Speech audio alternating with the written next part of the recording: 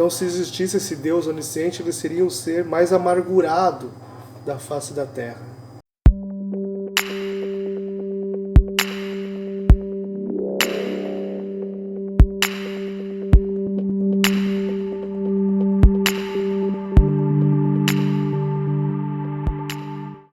Olá, meu nome é Sandro Vasconcelos e hoje eu vou responder aqui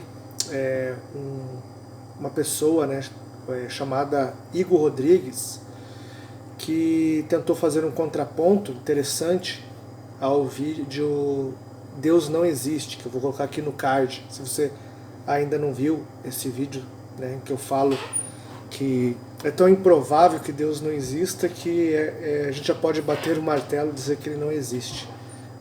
Então, basicamente é isso que eu falo no vídeo, mas veja lá que, claro, a argumentação é muito maior.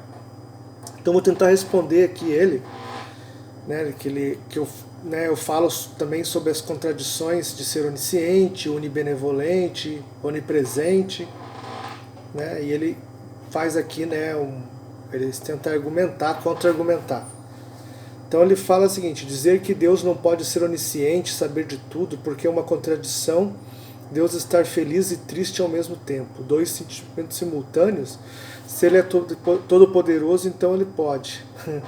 Então, mas exatamente ele está usando uma outra característica, de Deus, o Deus cristão, ou o Deus hebreu, que é todo-poderoso, onipotente. Ele já está usando isso como se isso fosse provado.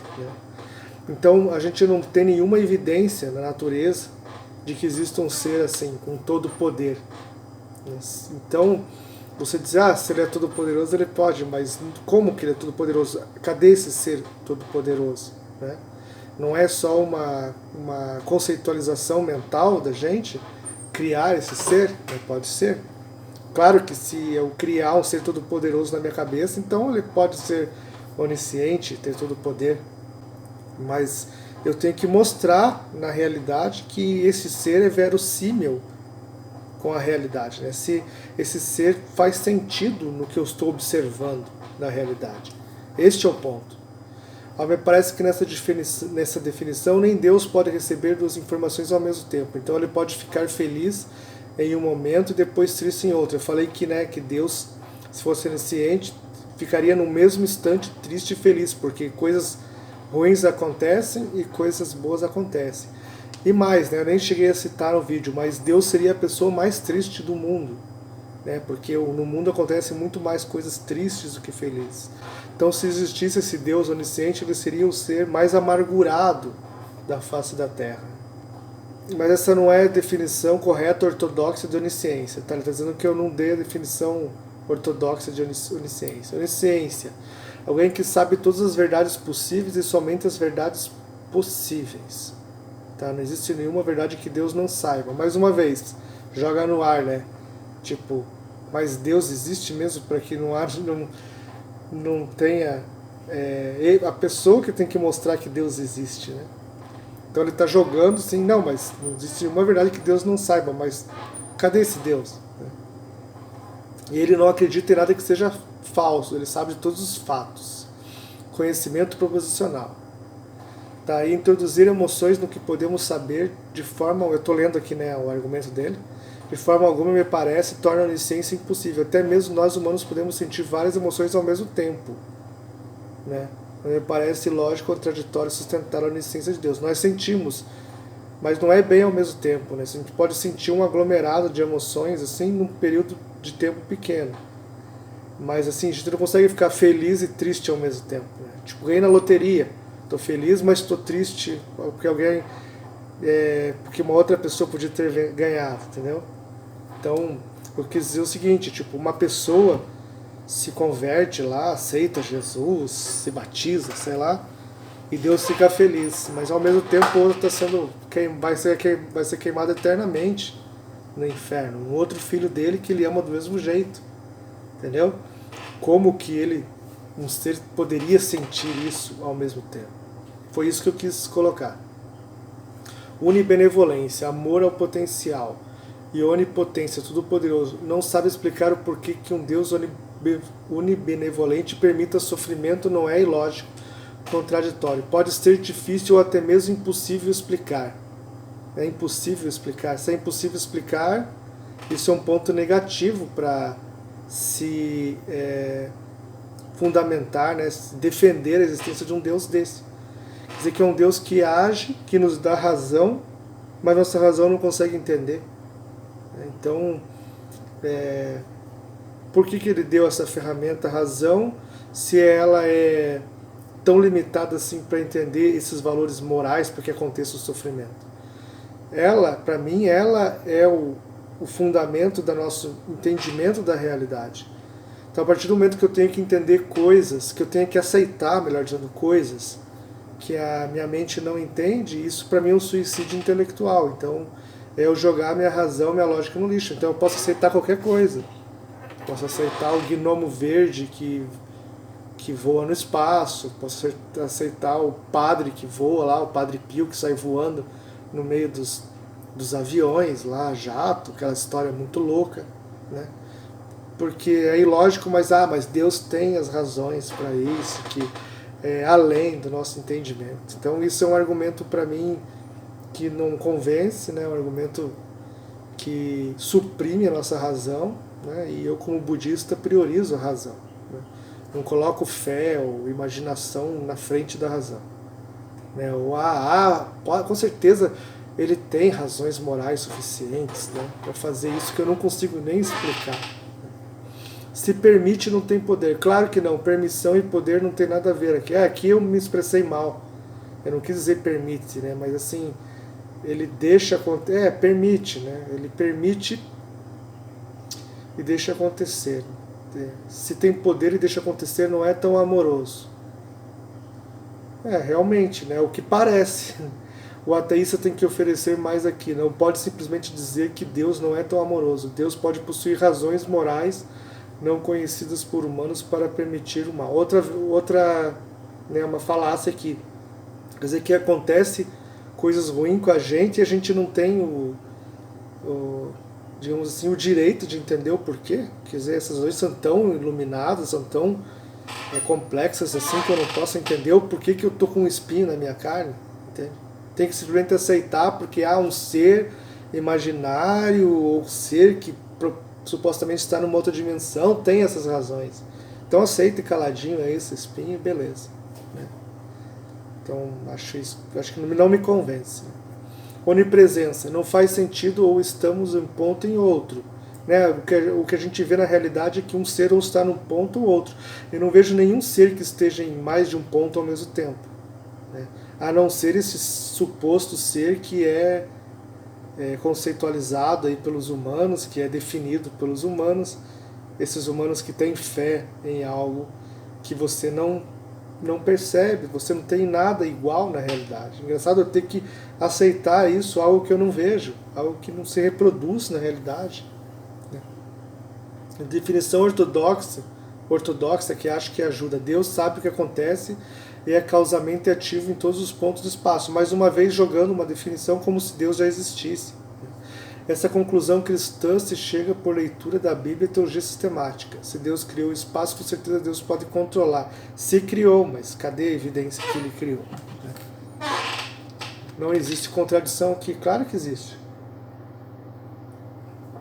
Na verdade, eu só estou dizendo que alguém pode estar em dois pontos se eu postular um ser que possa estar, mas eu não vejo isso na realidade. Sobre a causa primeira, para que as coisas existam. O que garante que essa causa primeira seja o Deus cristão? Nada. Esse não é o objetivo do argumento. Então por que falou ali anteriormente na onipresença que essas conclusões se vêm da leitura bíblica? Eu estou falando do Deus cristão aqui, que ele é contraditório. O objetivo é mostrar que o que existe veio de alguém que originou. Este alguém é muito poderoso para criar tudo o que existe. Um agente pessoal para tomar a iniciativa de criar, transcende sua criação. É atemporal, mas não é uma criação, é uma constante evolução das coisas. As coisas estão ainda em criação contínua, que é o conceito de evolução, né? E essa sabedoria intrínseca, né? Seres possuem leis internas. De onde essas leis procedem? Não sei. Sei que é o que eu posso ver na natureza, que essas leis existem. E por que devemos seguir essas leis? Porque nós evoluímos com essas leis e foram essas leis que garantiram, né, o nosso bem-estar, a nossa sobrevivência, a nossa vida em sociedade, né, não só nossa, mas como dos outros seres também, né, que vivem em sociedade, que foi a melhor forma que a natureza encontrou deles sobreviverem. Então essas leis elas estão em constante criação. E a existência dessas leis, né, digamos assim, a necessidade de que essas leis existam é exatamente a natureza de Buda. É o Tathagata Garbha, que faz com que as coisas se desenvolvam e criem um propósito e criem um sistema para si, que é o Dharma. E esse Dharma, né, é a forma com que as pessoas vivem, se relacionam, sobrevivem e etc. São leis internas, né, que são atemporais, né, que são imanentes aos seres, mas eu não sei explicar, né, de onde elas procedem. Isso é muito complicado, porque nossa mente pensa em causa e efeito. Eu não posso me arriscar em falar que é um Deus. Né? Exatamente esse é o ponto. Não tem subsídios suficientes para eu falar é um Deus onipotente, onipresente, etc. O que a nossa razão consegue compreender, né, está de um ponto ao outro da existência, da nossa experiência, né, empírica, nossa experiência temporal. E é disso que nós podemos falar. Dos demais, a gente simplesmente não há como postular um Deus com tanta certeza, né, com tantos atributos, assim, com tanta certeza como os cristãos falam. Ele é isso, ele é aquilo, ele é todo poderoso, ele está em todos os lugares. Se não há evidência na realidade, né? E se esse ser existisse mesmo de fato, ele teria que deixar as coisas mais claras. Ele teria que respeitar a lógica que ele mesmo criou e colocou em nossa mente. A lógica que faz com que a gente compreenda a realidade. Compreenda o porquê está sofrendo, compreenda o porquê está feliz. Se eu tiver que aceitar um ser que faz eu sofrer e não dá o direito de eu entender o porquê, esse ser já entra em contradição por si mesmo, né? Já não é tão justo assim como os cristãos dizem, já não é tão amoroso assim, que é exatamente o ponto do vídeo, né, em que eu falo que Deus não existe. É muito mais provável que Deus exista, considerando no mínimo a existência do universo. Não, porque pode ter 1 milhão de outras causas primeiras, que não são esse Deus, que é exatamente o que eu falei. Né? Então, pode ser um Deus totalmente outro, que não está nem aí, pode ser, né, e esse Deus totalmente outro é muito mais verossímil do que esse Deus tão certo do cristão, né, tão bem definido como os cristãos falam. Né? O que o budista fala, há leis internas, porque eu percebo isso na realidade. Agora, eu não percebo um ser que está em 2 pontos, eu não percebo um ser que saiba tudo e que tenha todo o poder, eu não percebo isso. O que eu percebo é que as coisas têm leis internas, e é só disso que eu consigo falar. E que eu percebo com o sofrimento desses seres, muitas vezes as pessoas inocentes sofrem, etc. Eu percebo assim que não existe um conceito de justiça divina nos acontecimentos, mas as coisas acontecem porque a natureza é indiferente a certas coisas. Ela não privilegia um ser ou outro, uma espécie ou outra. Ela está buscando ali uma harmonia, né, digamos, um equilíbrio total para que ela exista, continue existindo. E se for necessário para que haja economia de energia, para que haja pontos estáveis no universo, se for necessário que hajam tsunamis, vulcões, vírus, como o caso do coronavírus, que haja dor, etc., que seres sejam extintos, se for necessário acontecer tudo isso para que o todo se mantenha estável, vai acontecer. E aí vai ser indiferente a uma espécie ou outra que estiver no caminho deste propósito, dessa sabedoria interna, dessa sabedoria que existe na natureza.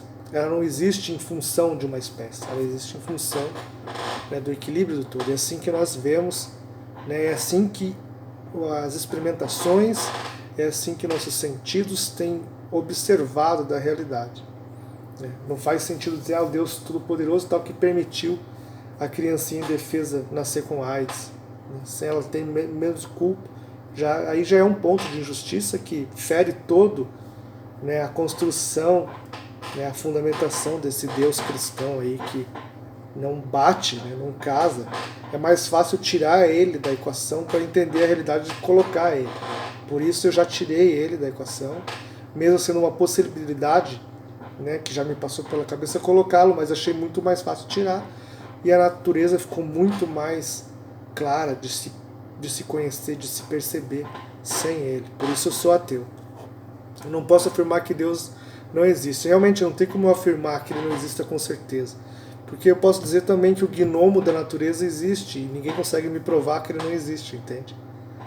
Porque alguém lá criou essa. Mas é tipo, daí quando alguém criou e coloca todos esses atributos nesse Deus, entende? E eu coloco à prova esse Deus na realidade. Eu quero ver todas essas manifestações dele na realidade. Mas o que eu vejo, dor, sofrimento e tal. Então o que eu faço? Tiro ele da jogada. Então eu sou ateu. Entende? Eu não posso provar, mas é tão improvável assim como o gnomo da floresta existir, que eu tiro ele da jogada e entendendo a natureza com as explicações budistas, de diferença da natureza em busca de um todo, etc., faz muito mais sentido do que eu estou olhando ali, na realidade. Então seria isso. Eu gostei dos contrapontos, mas não me convence. Igor Rodrigues, obrigado pela participação. E se gostou desse vídeo, aí deixa um joinha e apoie o canal. Aí na descrição do vídeo tem formas de vocês apoiarem financeiramente o canal. Então seria isso. Muito obrigado e até a próxima.